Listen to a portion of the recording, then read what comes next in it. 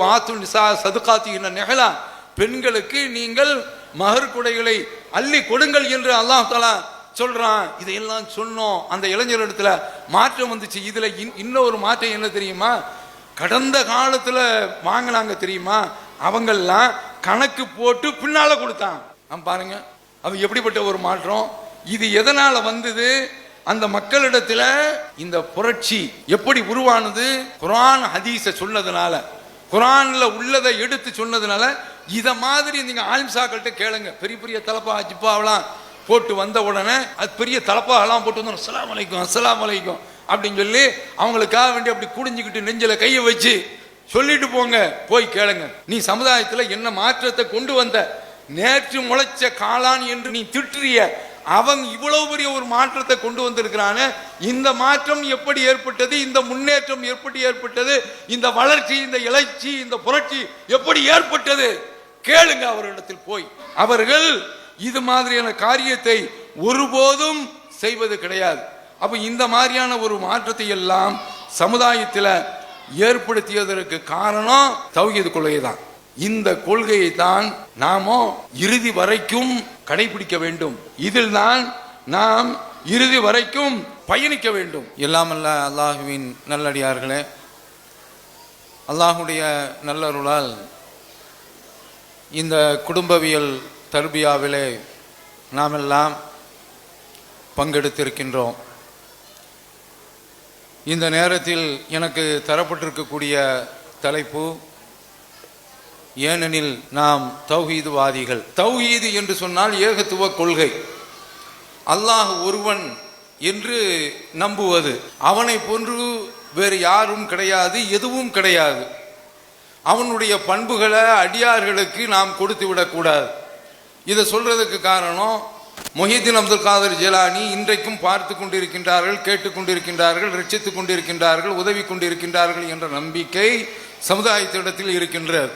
அப்போ அந்த ஆற்றலை அல்லாஹு தஆலா யாருக்கும் தன்னுடைய அடியார்களுக்கு அவன் கொடுத்து விடவே இல்லை. அது அவனுடைய தனி அதிகாரத்தில் உள்ளது. இறந்தவர்கள் இறந்தவர்கள் தான். அவர்கள் ஒருபோதும் இந்த உலகத்தில் நடப்பதை கேட்க மாட்டார்கள். இந்த உலகத்தில் ஏதாவது பிரச்சனை வந்தால் அவங்க எழுந்து வந்து பார்க்கவும் மாட்டார்கள். அப்போ இந்த அடிப்படையில் அல்லாஹ்வுக்குரிய அந்த பண்புகளோடு, அவனுக்குரிய அந்த ஆற்றல்களோடு நாம் அவனை நம்ப வேண்டும். இப்படிப்பட்ட ஒரு கொள்கையை தான் நபி ஸல்லல்லாஹு அலைஹி வஸல்லம் அவர்கள் அன்றைக்கு மக்களிடத்தில் போதிச்சாங்க. அவங்க எப்படி இருந்தார்கள் என்று சொன்னால், அவர்களிடத்தில் பல்வேறு விதமான தீமைகள் மலிந்து கிடந்தன.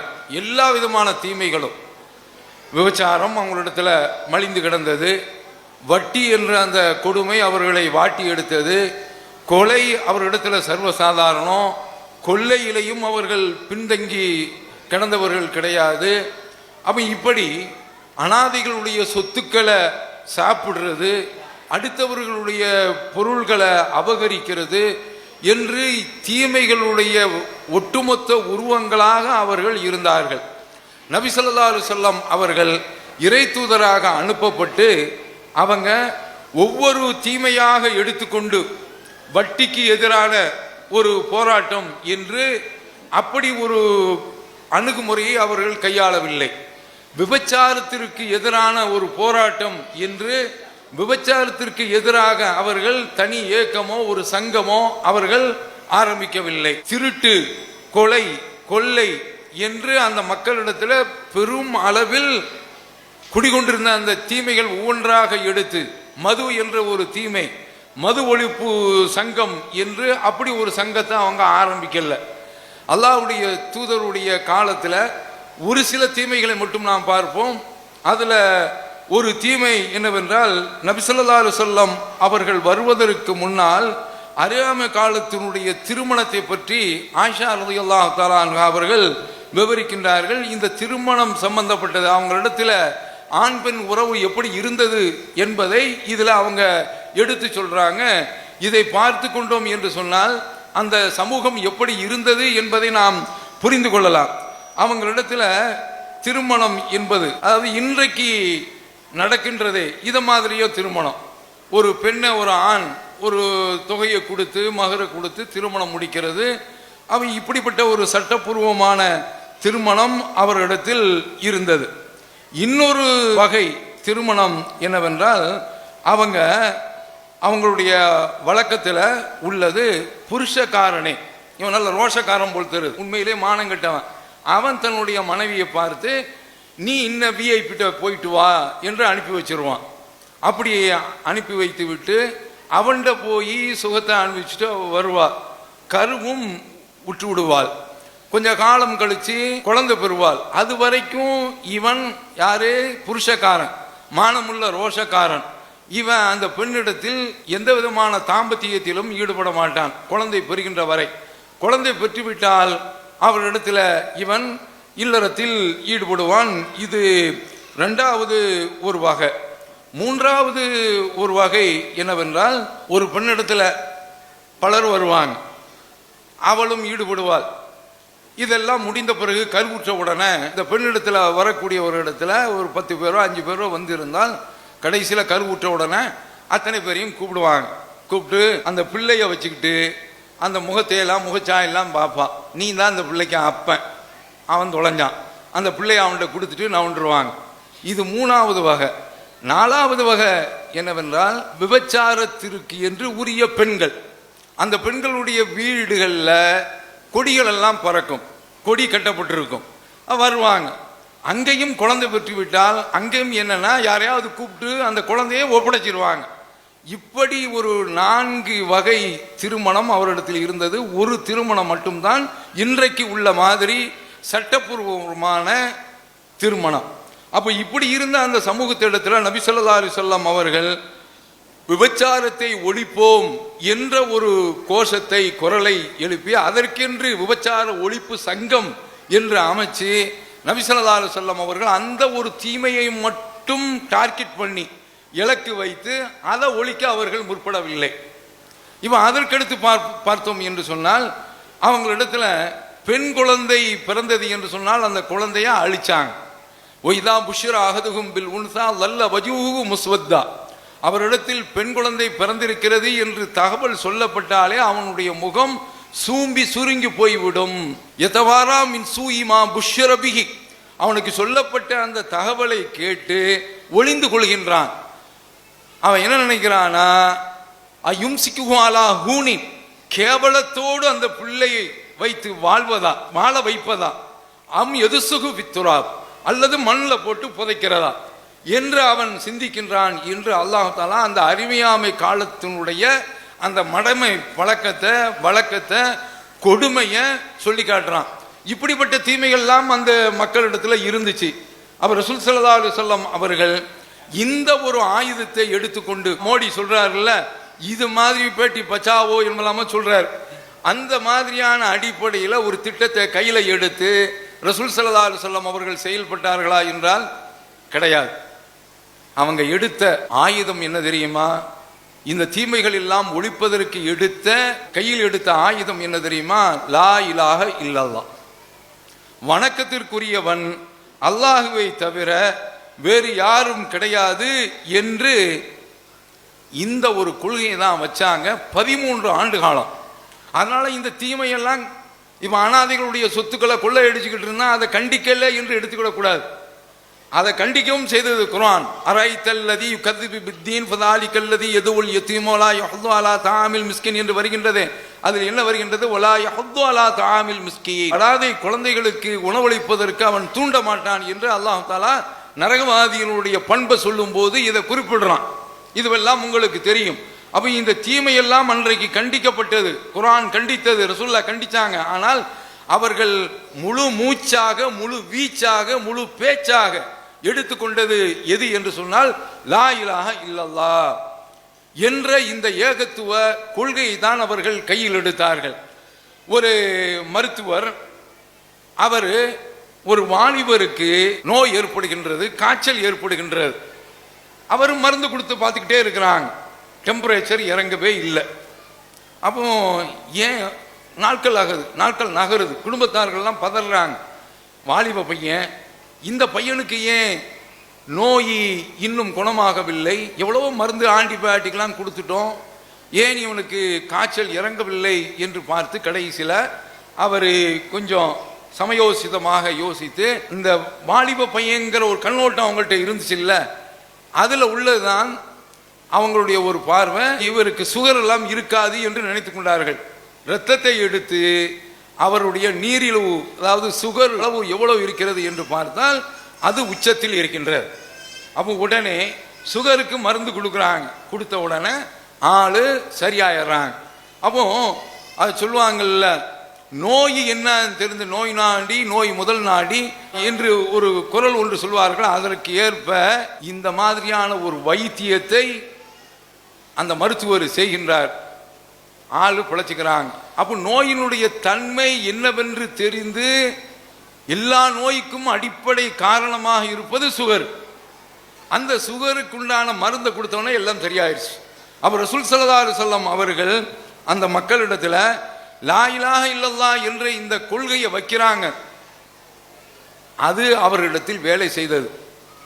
ஆனால் அந்த கொள்கையை எதிர்த்து நின்னாங்க. கடுமையான முறையில் ரசூலுல்லாவை அடித்தாங்க, தாக்குனாங்க.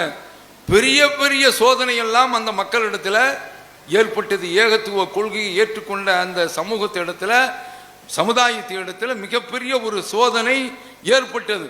அவன் என்ன சொன்னான்? அஜிபு அஞ்சாகும் முன்திரும் மின்கும். அவர்களிடத்திலிருந்தே ஒரு எச்சரிக்கையாளர் வந்தது அவர்களுக்கு ஆச்சரியம் அளித்தது. அவன் சொல்றான், அவன் காலல் காஃபிரூன, காஃபிர்கள் சொல்கின்றார்கள், ஹாதா சாஹிருன் கத்தாப், இவர் சூனியக்காரர், இவர் மிக கடைந்தெடுத்த ஒரு பொய்யர். அஜாலல் ஆலிகத்தை இலாகம் வாஹிதா, எல்லா கடவுள்களையும் ஒரே கடவுள் என்று இவர் ஆக்கிவிட்டாரா? இன்னஹாதால செய்யும் உஜாப், இது ஆச்சரியமிக்க ஒரு செய்தி என்று அவன் சொன்னான். இந்த விமர்சனங்கள் எல்லாம் அன்றைக்கு வந்தன. அல்லாஹ்வுடைய தூதர் கண்டுகொள்ளல, களத்தில் போய்கிட்டே இருக்கிறாங்க.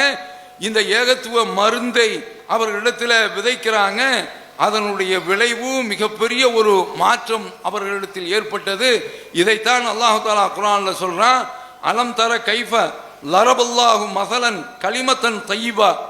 இந்த மக்களுக்கு அல்லாஹ் தஆலா உதாரணத்தை காட்டுகிறான். நல்ல கொள்கைக்குள்ள உதாரணம் கஷஜரத்தின் தய்யிபா, நல்ல மரத்தை போன்றது. அஸ்லுஹா சாபித்துன், அதனுடைய வேர் பூமியில் நல்ல ஆழ பதிந்திருக்கின்றது. அதனுடைய கிளை வானத்தில் விரிந்து கிடக்கின்றது. அதனுடைய கனிகளை இறைவனுடைய அருட்கொடையை கொண்டு, உத்தரவை கொண்டு எல்லா நேரத்திலும் அது கொடுத்து கொண்டு இருக்கின்றது. மக்கள் சிந்திப்பதற்காக வேண்டி இப்படிப்பட்ட உதாரணங்களை மக்களுக்கு அல்லாஹ் தஆலா உதாரணமாக காட்டுகின்றான் என்று அல்லாஹ் குர்ஆனில் சொல்கின்றான். இந்த மருந்து கொடுத்தார்கள் ரசூல் ஸல்லல்லாஹு அலைஹி வஸல்லம் அவர்கள்.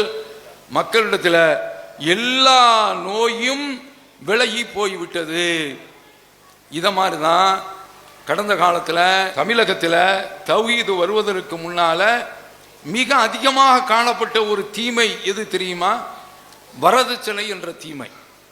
இந்த தீமை மிகப்பெரிய அளவில் சமுதாயத்திடத்தில் மண்டி கிடந்தது. அப்ப இந்த ஒரு தீமையை இன்றைக்கு தௌஹீத் ஜமாத்து ஒழித்திருக்கிறது. ஒழித்திருக்கிறது என்று சொன்னால் ஒட்டுமொத்த தமிழகத்திலும் கிடையாது. தௌஹீத் ஜமாத்து என்ற அந்த வட்டத்துக்குள்ள ஆயிரக்கணக்கான இளைஞர்கள் இன்றைக்கு மஹர் கொடுத்து முடிக்கின்றார்கள். இது எப்படி ஏற்பட்டது? ஏற்கனவே வரதட்சணை ஒழிப்பு சங்கங்கள் எல்லாம் இருந்தன, பட்டிமன்றங்கள் எல்லாம் நடத்தினார்கள். யார் பட்டிமன்றத்தில் கலந்து கொண்டாங்களோ, வரதட்சணை எதிர்த்து பேசினாங்களோ, அவங்களும் ஒரு கட்டத்தில் வரதட்சணை வாங்கி திருமணம் முடிச்சாங்க. அந்த மாதிரியான ஒரு நிலையை தான் சந்தித்தோம். ஆனால் தௌஹீது ஜமாத்து வந்தது அந்த மக்களுக்கு மத்தியில் ஏகத்துவத்தை எடுத்து சொன்னது. இன்றைக்கு ஆயிரக்கணக்கான இளைஞர்கள் பெண்களுக்கு மஹர கொடுத்து திருமணம் முடிக்கின்றார்கள். இந்த ஒரு காரியம் எப்படி ஏற்பட்டது? சாதாரணமான காரியம் இல்லை. சமுதாயத்தில் களத்தில் நிற்பவர்களுக்கு தான் தெரியும். அந்த அளவிற்கு உள்ள மிகப்பெரிய கடுமையான ஒரு நோய். இந்த நோயினுடைய தாக்கத்தினால என்ன நடந்தது என்று சொன்னால், குழந்தைகளை கொல்ல ஆரம்பிச்சிட்டாங்க. பெண் குழந்தைகளை எப்படி கொல்ல ஆரம்பிச்சாங்க? கருவில் இருக்கும்போதே கண்டுபிடிச்சு. அதனால தான் இன்றைக்கு சட்டம் 1994 சட்டம் கொண்டு வந்தான். கருவில் இருக்கக்கூடிய குழந்தையை கண்டுபிடிப்பது குற்றம். மருத்துவரும் அந்த வேலையை செய்யக்கூடாது. யாரு நோயாளியாக செல்கின்றார்களோ அவர்களும் அந்த காரியத்தை செய்யக்கூடாது. நண்பர் ஒருவர் அவருடைய மகள் கொஞ்ச காலம் சவுதிக்கு போயிட்டு வந்தாங்க. போயிட்டு வந்த உடனே அவர் என்கிட்ட சொல்றாரு, என் மகளுக்கு ஆண் குழந்தை பிறக்க போகின்றது. எப்படி நீங்க எப்படி சொல்றீங்க? சவுதி அரேபியா அங்க ஒரு 2 மாசத்திலேயோ 3 மாசத்திலேயோ என்ன குழந்தை என்று சொல்லிவிடுவாங்க. நம்ம நாட்டில் கடைசி வரைக்கும் சொல்றது குற்றம். ஏன்னா இவன் கருவிலேயே சமாதியாக ஆக்கிடுவான். அதுக்குண்டான திராவகத்தை கொடுத்து அதுக்குண்டான திரவத்தை கொடுத்து அந்த குழந்தைய கருவிலேயே கழுவி ஊற்றி விடுவான். அப்படிப்பட்ட கொடுமை நடக்கிறதுனால இப்படிப்பட்ட அந்த தகவல் அறிகிறது தடுக்கப்பட்டிருக்கின்றது, செய்வதும் தடுக்கப்பட்டிருக்கின்றது. சவுதி அரேபியாவில் இன்றைக்கு செய்யறானா, இதுல அவன் யாரு அன்றைக்கு குழந்தைய கொன்று கொண்டு இருந்தான்.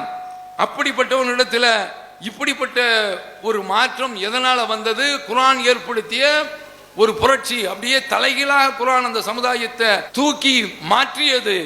இப்ப இதே மாதிரியான ஒரு மாற்றத்தை இன்றைக்கு தௌஹீதில் உள்ள மக்கள் இந்த கொள்கையில் எந்த ஆலிம்சாவும் இந்த சாதனையை நிகழ்த்த முடியல. அல்லாஹ் தஆலா சொல்றாங்க, இந்த ஏகத்துவம் என்ற இந்த வித்து அவருடைய உள்ளத்துல போனது, அதனுடைய சத்து அது மரமாக முளைந்து அது கனிகளை கொடுக்கின்றது. இப்படி அவரிடத்துல நிறைய நல்ல காரியங்கள் எல்லாம் ஏற்பட்டு இருக்கின்றன. இன்னைக்கு தௌஹீத் ஜமாத்தில் உள்ள இளைஞர்கள் எல்லாம் ரத்தம் கொடுப்பதற்கு தன்னார்வ அடிப்படையில் முன் வர்றாங்க. தமிழகத்திலேயே தௌஹீத் ஜமாத் முதலிடத்தில் இருக்கின்றது. எப்படி வந்துச்சு? ஏன் இந்த சிந்தனை ஏற்பட்டுச்சு? அந்த ஏகத்துவம் என்ற அந்த கொள்கையை கொடுக்கக்கூடிய கனிகள், அதனுடைய பலன்கள், அதனுடைய பழங்கள், அப்படிப்பட்ட ஒரு பண்பு இந்த தௌஹீத் என்ற இந்த கொள்கையின் மூலமாக ஏற்பட்டது. அப்போ இதனால சமுதாயத்தில் யாருக்கு லாபம் என்று சொன்னால் பெண்களுக்கு தான் லாபம், உங்களுக்கு தான் லாபம். சமுதாயத்தில் உள்ள பெண்கள் இன்றைக்கு, அதாவது பெண்களை கரை ஏற்றுவது என்பது இருக்கின்றது. இன்றைக்கு பவுன் 1 லட்சம் ரூபா, நினைச்சு பாருங்க. இன்றைக்கு ஒரு இளைஞன் அதெல்லாம் பேசாம நீங்க போட்டாலும் சரி போடாவிட்டாலும் சரி என்று சொல்ல வருகின்றான் என்று சொன்னால் எவ்வளவு ஆட்சி இன்றைக்கு பொருளாதாரம் அதையெல்லாம் இழக்கின்றான் என்று சொன்னால் அவனுக்கு உள்ள அந்த பயம், நாளைக்கு மறுமையில அல்லாஹ் பிடிச்சிருவான். அறியாமை காலத்தில் ஸைத் இப்னு அம்ர் இப்னு நுஃபைல் என்ற ஒரு பெரியார் இருந்தாங்க. இது புகாரில வரக்கூடிய செய்தி. அவரு அரபகத்தில் பெண் குழந்தைகளை கொல்வாங்கல்ல, அவங்களிடத்துல போய், எப்பா நீ உன்னுடைய பிள்ளைய கொல்லாத என்று அவர் சொல்வார். அவர் எப்படிப்பட்டவர் என்றால், காபாவில் தன்னுடைய முதுகை சாய்த்து கொண்டு குறைஷிகளை பார்த்து சொல்வார், யா மாஷிர குறைஷ், குறைஷ் கூட்டமே. குறைஷ் கூட்டம்னா யாரு? இவன் இப்ராஹிம் அலைஹிஸ்ஸலாம் அவருடைய நேரடி சந்ததி என்று ஜம்பம் பேசிக்கிட்டு இருந்தான், பெருமை பேசிக்கிட்டு இருந்தான், பாரம்பரியம் பேசிக்கிட்டு இருந்தான். அவனை கூப்பிட்டு சொல்றார், யா மாஷிர குறைஷ், குறைஷ் கூட்டமே, வல்லாஹி அல்லாஹ் மீது ஆணையாக, மா மின்கும் அலா தீனி இப்ராஹிம், உங்கள எவனுமே இப்ராஹிம் அலைஹிஸ்ஸலாம் அவருடைய மார்க்கத்தில் இல்ல, கைரி என்னை தவிர. இன்றைக்கு அடித்து சொல்கின்றோம், ஆணித்தரமாக சொல்கின்றோம், தமிழகத்தில் இப்ராஹிம் அலைஹிஸ்ஸலாம் அவருடைய மார்க்கத்தில் இருக்கக்கூடிய ஒரே ஒரு ஜமாத்து தௌஹீத் ஜமாத். இந்த ஜமாத்து தான் ஏகத்துவ கொள்கையில் இருக்கின்றது, இப்ராஹிம் அலைஹிஸ்ஸலாம் அவருடைய மார்க்கத்தில் இருக்கின்றது. அவர் என்ன செய்வார் என்றால், எந்த குழந்தைய பெண் குழந்தைய புதைக்க போறானோ அவனை கூப்பிட்டு, இங்க வாடா உன் பிள்ளைய கொடு, நான் வளர்க்கிறேன் என்று இவர் பொறுப்படுத்திக்கிறார். நான் வளர்க்கின்றேன் என்று சொல்லி இவர் பொறுப்படுத்திக்கிறார். பிள்ளை வளர்ந்துருமா, 2வது அப்பங்காரன் போவார். போய் அவரிடத்துல சொல்வாரு, எப்பா இந்த பிள்ளைய நான் அதற்குண்டான செலவை நான் கொடுக்கிறேன், நீ வளர்த்துக்க. முடியலையா, நானே கொண்டு போய் வளர்த்துக் கொள்கின்றேன் என்று அவர் சொல்லி பொறுப்பெடுத்துக் கொள்வார் என்று இந்த ஒரு செய்தி புகாரில் வருகிற. சேற்றில் வளர்ந்த ஒரு செந்தாமரை யாரு? ஸைத் இப்னு அம்ர் இப்னு நுஃபைல். அந்த காலத்தில் குழந்தைகளை வாழ வச்சார் என்று சொன்னால் அவரிடத்தில் இருந்த ஒரு தன்மை எது? ஏகத்துவம், இப்ராஹிம் அலைஹிஸ்ஸலாம் அவருடைய மார்க்கம், இப்ராஹிம் அலைஹிஸ்ஸலாம் அவருடைய கொள்கை. அந்த கொள்கை உறுதிப்பாடு இருந்ததின் காரணத்தினால பெண் குழந்தைகளை வாழ வைச்சாரு, அவர்களை பராமரிச்சாரு. இப்ப இந்த வேலையை தௌஹீத் ஜமாத் இன்றைக்கு செய்து கொண்டிருக்கின்றது.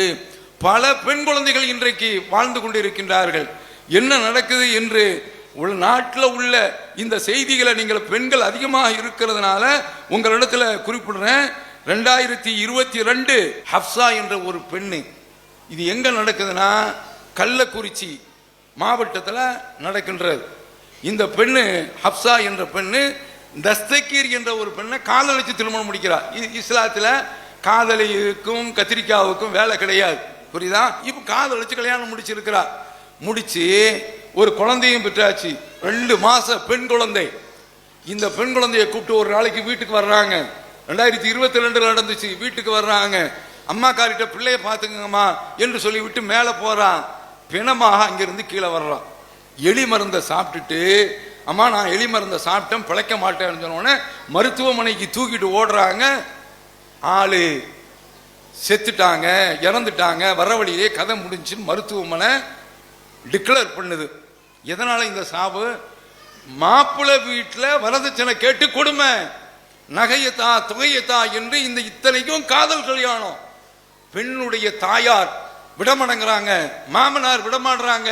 கடைசியில எழுதி வைத்து கொண்டு இவங்களை நீ பிடிச்சி ஜெயிலில் போடு, சிறையில் அடை, என்ன சித்திரவதை செய்தாங்க என்று சொல்லிவிட்டு 2 மாச கை குழந்தையை வைத்த அந்த தாய் அந்த பெண்ணுடைய சடலத்துக்கு முன்னால் உட்கார்ந்து அழுகின்றார்கள் என்றால் எவ்வளவு பெரிய கொடுமை தமிழகத்தில் நடந்து கொண்டிருக்கின்றது. கேட்க நாதி இல்லை.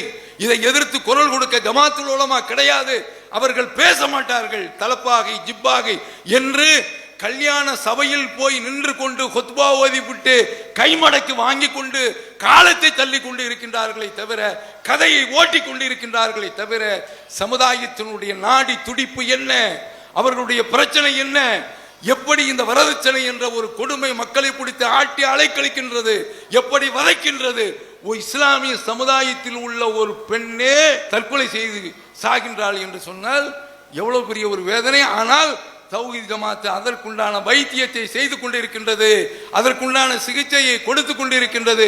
எத்தனையோ பெண்கள் இன்றைக்கு காக்கப்பட்டு கொண்டிருக்கின்றார்கள். 2012 பெங்களூர்ல அஃப்ரின் என்ற ஒரு 3 மாச பெண் குழந்தை, அந்த பெண் குழந்தையினுடைய தகப்பன் பேரு உமர் ஃபாரூக். பெண் குழந்தை அந்த குழந்தைய பார்க்கறதுக்கு இவனுக்கு பிடிக்கல. நம்ம சமுதாயத்தில் என்ன பார்க்கணும் தெரியுமா? அப்போ விசாரிக்கிறாங்க, 2 பெண்ணு விசாரிக்கிறாங்க, என்ன குழந்தைங்க பிறந்திருக்கே உங்க பிள்ளைக்கு அப்படின்னு கேட்ட உடனே, ஆண் குழந்தை, தம்பி நல்லா இருக்கிறானா, அவன் பால் குடிக்கிறானா, பால் குடிக்காம நஞ்சா குடிப்பான், அவன் எப்படி இருக்கிறான் என்று இப்படி வரிசையா அவனை பத்தி கேட்கிறாரு. பெண் குழந்தை பிறந்திருக்குன்னு சொன்னாங்கன்னு வைங்க, பெண் குழந்தையா அவ்வளவுதான், இதுவும் டெட் பாடி அதுவும் டெட் பாடி. அப்போ பாருங்களேன், பெண்களை ஏத்துக்கிற மாட்டேங்கிறாங்க. என்ன கொடுமைங்க இது, பெண் குழந்தை என்று. ஆனா அல்லாஹ்வுக்கு எல்லா புகழுங்க. இன்றைக்கு தௌஹீத் ஜமாத்துல எத்தனையோ பேர்கள் கல்யாணம் முடிச்சிருக்கிறாங்க. தொடர்ந்து 1வது பெண் குழந்தை, 2வது பெண் குழந்தை, 3வது பெண் குழந்தை, 4வது பெண் குழந்தை, 5வது பெண் குழந்தை என்று சொல்லும் பொழுதெல்லாம் அல்ஹம்துலில்லாஹ் என்று சொல்லிக் கொண்டு நகருகின்றான். இந்த மாற்றத்தை கொண்டு வந்தது எது? இந்த புரட்சியை ஏற்படுத்தியது எது? ஏகத்துவ கொள்கை. ஏன் இவன் இந்த காரியத்தை செய்யறதில்லை? காரணம், நாம் தௌஹீத்வாதி என்பதனால இவன் இந்த தப்ப செய்யல. பெண்ணுக்கு கொடுக்கிறான். இப்ப இந்த அஃப்ரின் என்ற கதைக்கு வருவோம். இந்த அஃப்ரின்ங்கிற பெண் குழந்தை அவனுக்கு பிடிக்கல. என்ன செய்யறானா, சிகரெட்டு பிடிச்சி தீ கங்க வச்சு அந்த குழந்தையினுடைய தொடையில வச்சு பித்தட்டு பின்பக்கத்தில் வச்சு அடுத்துறானா. இவன் எவ்வளவு பெரிய கொடுமையான ஒரு மிருகம் என்று நீங்க நினைத்து பாருங்க. அந்த குழந்தைய வேகமாக தரையில் அடிக்கிறான். மண்ட கவாலத்தில் பிரச்சனை ஏற்பட்டு அந்த தாய் வெளியில போயிட்டு வர்றதுக்குள்ள, ஏதோ கடைக்கு சாமான் வாங்கிட்டு வர்றதுக்குள்ள இவ்வளவு கதையும் நடந்து விட்டது. அந்த தாய் அழுகின்றார்கள். பத்திரிகை நிருபர்கள் பேட்டி எடுக்கிறான், தேம்பி அழுகுறாங்க. எம்பிக்கள் எம்எல்ஏக்கள் எல்லாம் சேர்ந்து இன்டென்சிவ் கேர்ல கொண்டு போய் வச்சு பார்க்கிறாங்க. குழந்தை பிழைக்கவில்லை. அப்ப பெண் குழந்தை வெறுப்பு இருக்கிறதா இல்லையா? இதை உடைக்கிறதுக்கு, இதை ஓய்க்கிறதுக்கு, இதை மாய்க்கிறதுக்கு, இதை வேரோடு சாய்க்கிறதுக்கு வழி என்ன? லா இலாஹ இல்லல்லாஹ், இந்த ஏகத்துவ இந்த கொள்கையை தவிர்த்து இவன் அந்த காரியத்தை செய்யறதில்லை. அதாவது பொறியியல் பட்டதாரியா இருக்கிறான், மருத்துவரா இருக்கிறான், அவனெல்லாம் இன்றைக்கு பெண்ணுக்கு கொடுத்து முடிக்கிறான் என்று சொன்னால் சமுதாயத்தில் என்ன நல்லது தெரியுமா? இன்ஜினியரா இருந்தா அதுக்கு ஒரு ரேட்டு, டாக்டரா இருந்தா அதுக்கு ஒரு ரேட். இந்த மாடுகளுக்கு தரந்தரமா ரேட் இருக்கு. இந்த மாடுகளுக்கு தரந்தரமான ரேட் இருக்கு. அதுக்கு தக்க அவன் கேட்பான், காரை கொண்டா, அதை கொண்டா, இதை கொண்டா என்று எல்லாவற்றையும் கேட்டுக்கொண்டு இருப்பான். அவன்லாம் இன்றைக்கு அப்படி படிச்ச இளைஞன் எல்லாம், பட்டதாரி எல்லாம் பெண்களுடைய வீட்டில் எதுவும் வாங்காம திருமணம் முடிக்கிறான்னா இது சாதாரண புரட்சி இல்லைங்க. ஏகத்துவம் என்ற இந்த கொள்கை இந்த இளைஞர்களிடத்தில் இருக்கிறதுனால இப்படிப்பட்ட மாற்றம் அவரிடத்தில் ஏற்பட்டது. நிறைய இருக்கின்றது. இந்த வரதட்சணைங்கிற இந்த கண்ணோட்டத்தில் மட்டும் இந்த ஒரு மாற்றம் சமுதாயத்தில் நிறைய காரியங்கள் தௌஹீத் ஜமாத் செய்து கொண்டிருக்கின்றது. அதுல இந்த ஒரு விஷயத்தை மட்டும் நான் உங்களுடைய கவனத்தில் கொண்டு வருகின்றேன். அதுல ஒன்று ஆந்திராவில் தெனாலிங்கிற மாவட்டம் 2012 தான் நடந்துச்சு. என்ன நடக்குது? பெண்ணை பிடிச்சுக்கிறாங்க. பிடிச்சிட்டு புருஷக்காரன் அவன் பட்டறை வச்சிருக்கின்றான், கொல்லன் வேலை பார்க்கிறான். அதுக்கு தக்கத்தானே அவன் வேலை செய்யணும். ராடை எடுத்து அந்த பெண்ணுடைய வயிற்றிலேயே அடிக்கிறான். புருஷனுடைய தம்பியோ அண்ணன் தம்பிகளோ நாத்தனா இவங்கெல்லாம் சேர்ந்து 2 கையும் பிடிச்சுக்கிறாங்க. பத்திரிக்கையில் வந்த செய்தி நான் குறிப்பு எடுத்து வைத்திருக்கின்றேன். என்ன நடந்துச்சு, என்ன பாவம் செய்ச்சு? அவன் பேரு அல்லா பக்ஷு, அந்த பெண்ணு பேரு முன்னி. ஆந்திராவில் அப்படி பேர் வச்சிருக்கிறாங்க. அப்ப என்ன கேட்டா, ஏற்கனவே 3 பெண் குழந்தை பிறந்திருக்கு. 3வது பெண் குழந்தை என்ன ஆச்சுன்னே தெரியல, பிறந்து எங்க போச்சு என்ன ஆகுதுன்னே தெரியல. 4வது பெண் குழந்தை கலைச்சாச்சு, 5வது பெண் குழந்தை கலைச்சாச்சு, 6வது பெண் குழந்தை கலைச்சாச்சு, 7வதும் பெண் குழந்தை. இதுல ஒரு ஜோதிடக்காரன், இந்த சமுதாயத்தில் உள்ள சாபக்கேடு, அவன் சொல்லி இருக்கிறான் 7வது தான் இவளுக்கு, அதாவது உன்னுடைய மனைவிக்கு ஆண் குழந்தை பிறக்குன்னு சொல்லிட்டான். அதுக்கு மாத்தமா பெண் குழந்தை வந்திருக்கு.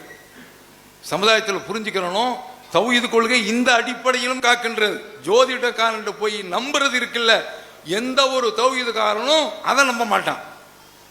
ஏன் காரணம் என்னன்னா, இன்னல்லாஹ இன்தஹு இல்முஸ்ஸா, மறைவான ஞானம் அல்லாஹ்விடத்தில் தான் இருக்கின்றது. வ யஅலமு மா ஃபில் அர்ஹாம், கருவறையில் உள்ளதை அவன்தான் அறிகின்றான். ஒருவன் நாளைக்கு ஒரு மனிதன் என்ன சம்பாதிப்பான் என்பது அல்லாஹ்வுக்கு தான் தெரியும். ஒமா தத்ரி நஃப்சுன் பி ஐயாரின் தமூத், ஒரு ஆன்மா எங்கே மரணமாகும் என்பது தெரியாது. யுனஸிலுல் கைஸ், மழையை அவன் தான் இறக்குகின்றான். எப்போது வரும் வானியல் மையத்தில் இருந்து அறிவிப்பான், இன்றைக்கு கடுமையான மழை வரும் அப்படின்னு சொல்லி யாரும் சொன்னா பள்ளிக்கூடம்லாம் லீவ் விட்டான். இங்க பையனுவோ பார்த்தா அன்றைக்கு மழை பெய்யாது, வீட்டில் திட்டு தான். இந்த பள்ளிக்கூடத்துக்கு காரணம் லூஸ் பிடிச்சவனா இருக்கிறானோ, அநியாயத்துக்கு இப்படி லீவை விட்டு இவன் பள்ளிக்கூடத்துக்கு போகாம இருக்கிறான் அப்படின்னு சொல்றாங்கல்ல, அல்லாஹ்வுக்கு தான் தெரியும். அப்ப நாம அங்க என்ன பார்க்கின்றோம் என்று சொன்னால், அப்ப இந்த ஆந்திராவில் நடந்த இந்த சம்பவத்தில் ஜோதிடக்காரன் சொல்லிட்டான் என்று சொன்னதுனால 7வது குழந்தையும் அழித்து தொலைக்கின்றார்கள். அப்ப மருத்துவமனையில் போய் சேர்த்ததுனால இவ்வளவு பெரிய உண்மை வெளிச்சத்திற்கு வந்தது. அப்ப இப்படியெல்லாம் பெண் குழந்தைகளை இவர்கள் அழிக்கின்றார்களே, இதற்கு காரணம் என்ன? கொஞ்சம் சிந்திச்சு பாருங்க. ஏகத்துவம் இல்லாததினால் உள்ள விளைவு. ஏனெனில் அவர்கள் தௌஹீத்வாதிகள் இல்லை.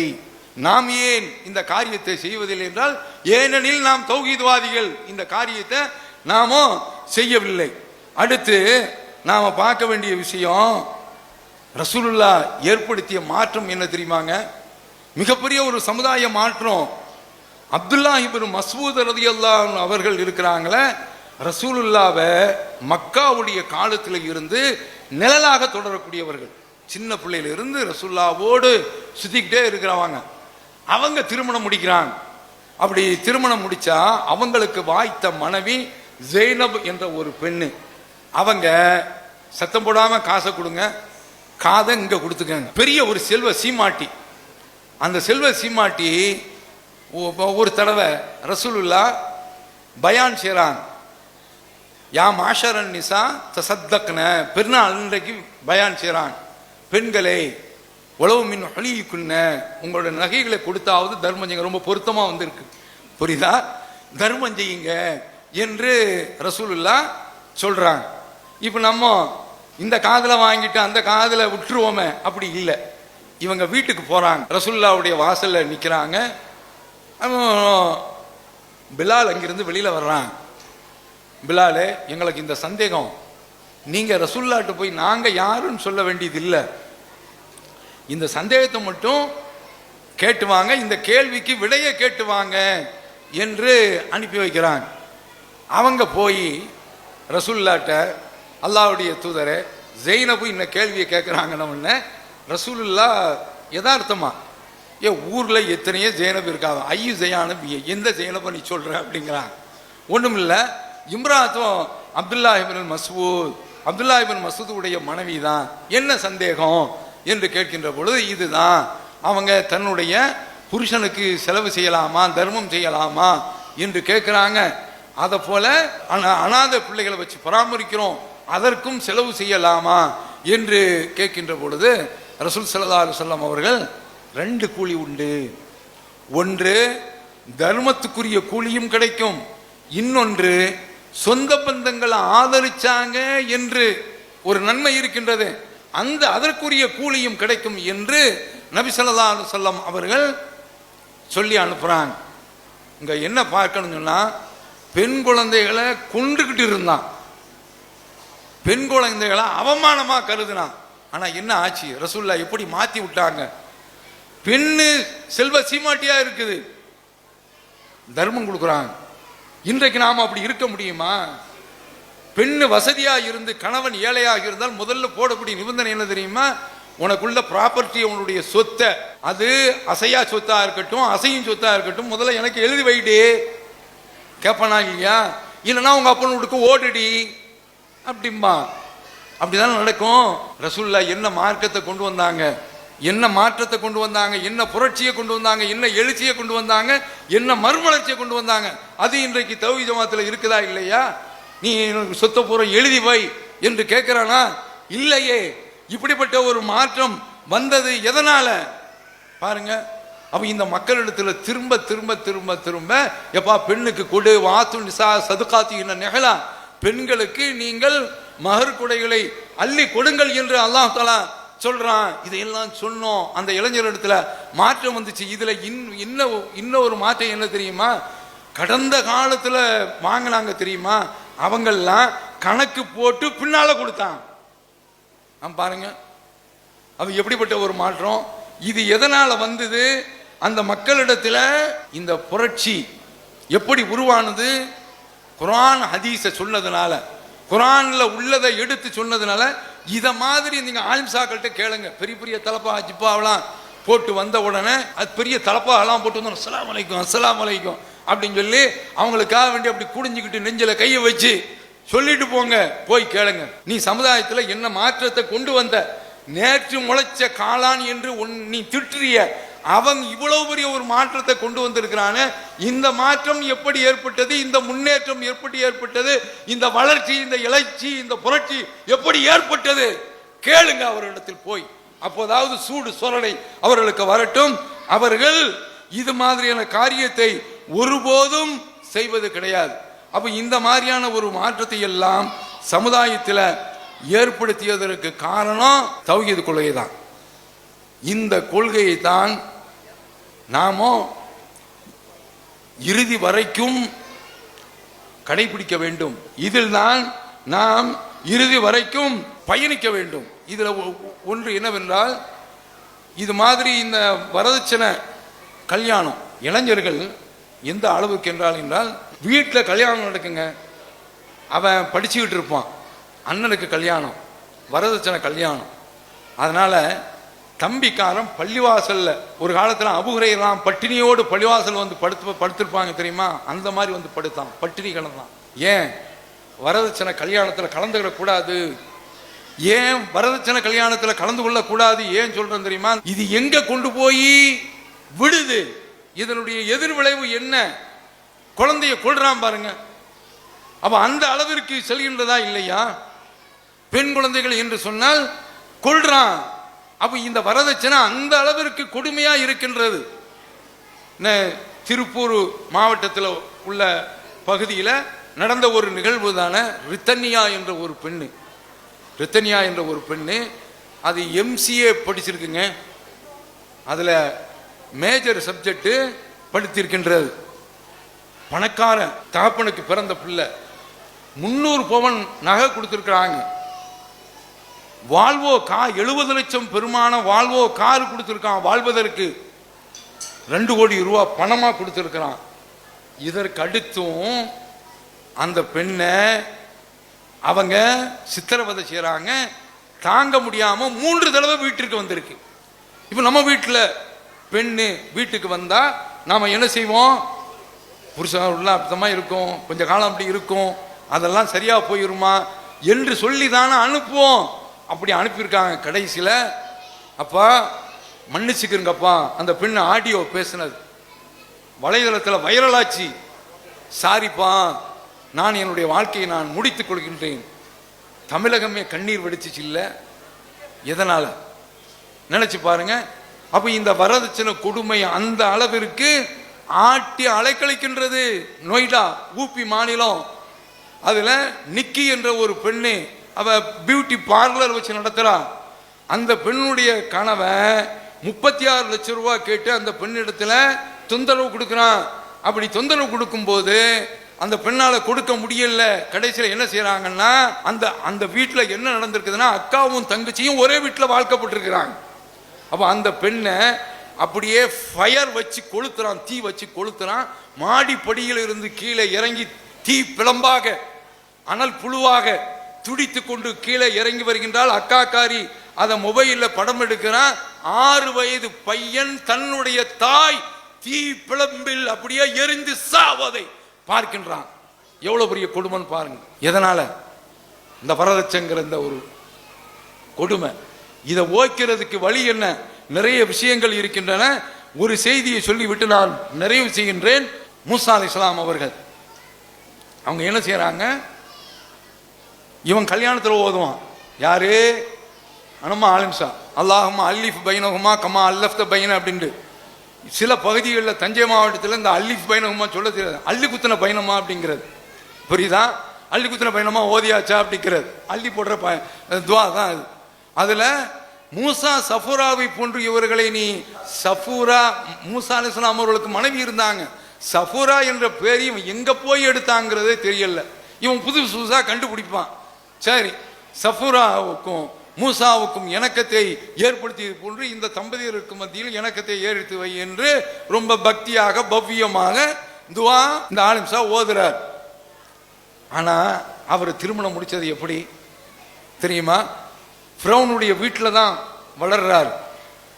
ஒரு கொலையை செய்கிறார். தேடப்படக்கூடிய ஒரு குற்றவாளியாக ஃபிரௌனுடைய அரசாங்கத்தில் வீட்டில் வளர்ந்தாலும் அவர் குற்றவாளியாக அறிவிக்கப்படுகிறார். அங்கிருந்து ஓடி மதியன் என்ற நகரத்திற்கு வந்துறாரு. வந்து ஒரு இடத்துல பெண்களா நிக்கிறாங்க. அப்படி நிக்கக்கூடிய அந்த இடத்துல 2 பேர் மட்டும் தனியா நிக்கிறாங்க. நீங்க ஏமா தண்ணீர் எடுக்கல அப்படிங்காம இந்த தண்ணீர் பிடிக்கக்கூடிய இந்த கூட்டம் இவங்களெல்லாம் கலந்து போற வரைக்கும் நாங்க போய் எடுக்க முடியாது என்று சொல்லிவிட்டு இவர் போய் தண்ணீர் எடுத்து கொடுக்கிறார். 2 பெண்கள் இப்படி நிக்கிறாங்களே என்று சொல்லி தண்ணீர் பிடிச்சு கொடுக்குறாங்க. ஏறிட்டு கூட பார்க்கல, அப்படியே ஓரத்தில் போய் உட்காராங்க. இந்த 2 பொண்ணு போய் தங்களுடைய தாப்பனார்கிட்ட சொல்றாங்க, இந்த மாதிரி ஒரு ஆளை பார்த்தோம், ரொம்ப நல்ல சாலியான மனுஷரா இருக்குன்னு சொன்னா அவர் கூப்பிட விடுறாரு. கூப்பிட விட்டா அவரும் பார்க்கறாங்க. பார்த்து விட்டு ஒப்பந்தம் பேசுறாங்க. நீ எங்கிட்ட வேலை பாரு, 8 வருஷம் வேலை பாரு. அத்மம் தான் அஷரன் பொம்மன் இன்றைக்கு 8 வருடம் வேலை பாரு. 10 வருஷம் வேலை பார்க்கறியா? குரான்ல வருதுங்க, இன்றைக்கு இது உன்னுடைய விருப்பத்தில் உள்ளது அப்படின்னா ஐயமல் அஜலை கலைத்து போலாவுதுவான அலைய 2 நிபந்தனையில எதை நிறைவேற்றினாலும் ஏன் மீது தப்பு கிடையாது என்று சொல்லிவிட்டு அத்தனை வருடங்கள் 10 வருடத்தான் நபிமார்கள் பூர்த்தி செய்திருப்பாங்க. அவ அப்படியே முடிச்சுட்டு அங்கிருந்து வரும்பொழுதுதான் அல்லாஹ் தஆலா அவர்களுக்கு வகி செய்தியை கொடுத்து இறை தூதராக ஆக்கினான். இப்படிப்பட்ட இந்த செய்தியெல்லாம் சமுதாயத்தினர் சொன்ன உடனே உழைச்சிட்டு கல்யாணம் முடிச்சான்.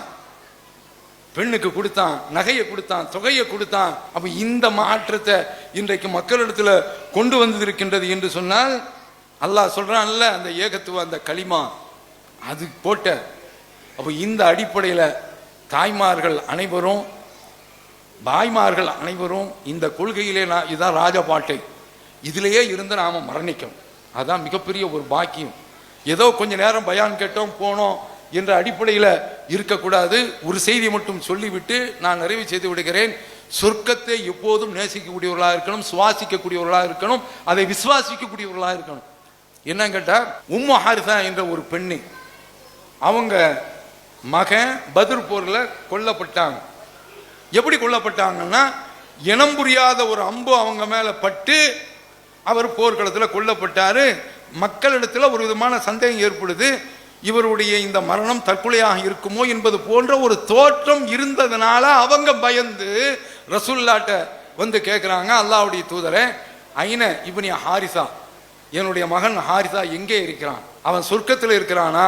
இருந்தா நான் சந்தோஷப்பட்டுக்குருவேன், நரகத்தில் இருந்தா பொறுமை செய்துக்குருவேன், பொறுமை காட்டிக்கணும் அப்படிங்கிறாங்க. அப்ப ரசூலுல்லாஹ் சொல்றாங்க, ஓ இன்ன இப்னக அசாபல் ஃபிர்தௌஸல் அலா, உன்னுடைய மகன் ஃபிர்தௌஸ் அலா என்ற சொர்க்கத்தை அடைந்து விட்டான். இந்த தாய்க்காரி தன்னுடைய பிள்ளையை சொர்க்கத்தில் கொண்டு போய் சேர்க்கிறா பாருங்க. என் பிள்ளை சொர்க்கத்தில் இருக்கணும்னு எதிர்பார்க்குறாங்க பாருங்க. இந்த மாதிரி நம்ம பிள்ளை சொர்க்கத்தில் இருக்கணும், நாம சொர்க்கத்தில் இருக்கணும், நம்முடைய புருஷன் சொர்க்கத்தில் இருக்கணும். அதற்கு ஒரே ஒரு வழி லா இலாஹ இல்லல்லாஹ் என்ற இந்த ஏகத்துவ கலிமா தான். இந்த கொள்கையினுடைய அடிப்படையிலேயே வாழ்வோமாக, அல்லாஹ்வுடைய அருளால் இதிலேயே நாம் மாள்வோமாக. அல்லாஹ் நமக்கு அருள் செய்வானாக. வாஹிரு தஅவானா அனில் ஹம்துலில்லாஹி ரப்பில் ஆலமீன். வஸ்ஸலாமு அலைக்கும் வரஹ்மத்துல்லாஹி வபரகாத்துஹு.